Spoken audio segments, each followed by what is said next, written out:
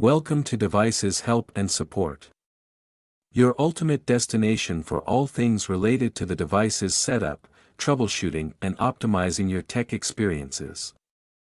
In this video we will discuss how to reset Macard Wi-Fi Extender. Resetting your Macard Wi-Fi Extender restores it to its factory default settings. This process is useful for troubleshooting connectivity issues or if you need to start fresh with the device configuration. First of all, we will discuss why it is necessary to reset the Macard Wi-Fi range extender. Resetting the Macard Wi-Fi extender is necessary for several reasons. It helps resolve connectivity issues that may arise from configuration errors or software glitches.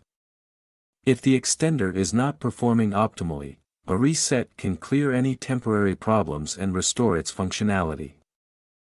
So let's start the reset process. Find the reset button on your Macard Wi-Fi extender. It is typically a small, recessed button that you might need a paperclip or pin to press.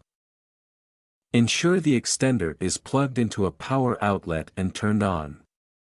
Wait for it to power up completely. Use a paperclip or pin to press and hold the reset button for about 10 to 15 seconds. You should see the indicator lights on the extender begin to blink, indicating that the reset process has started. After holding the button for the specified time, release it. The extender will reboot itself, which can take a few minutes. During this time, the lights may blink or turn off and on.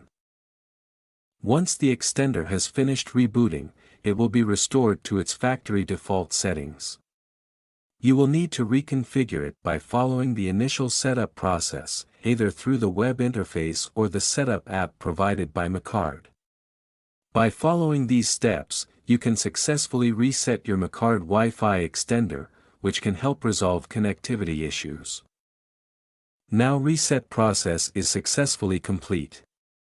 In case you face any type of difficulty, you are free to contact our professional experts at 1-323-507-3713. Our experts team will guide you. Thank you so much to watching our video. And lastly, don't forget to like, share and subscribe our YouTube channel Devices Help and Support. Stay tuned for more updates.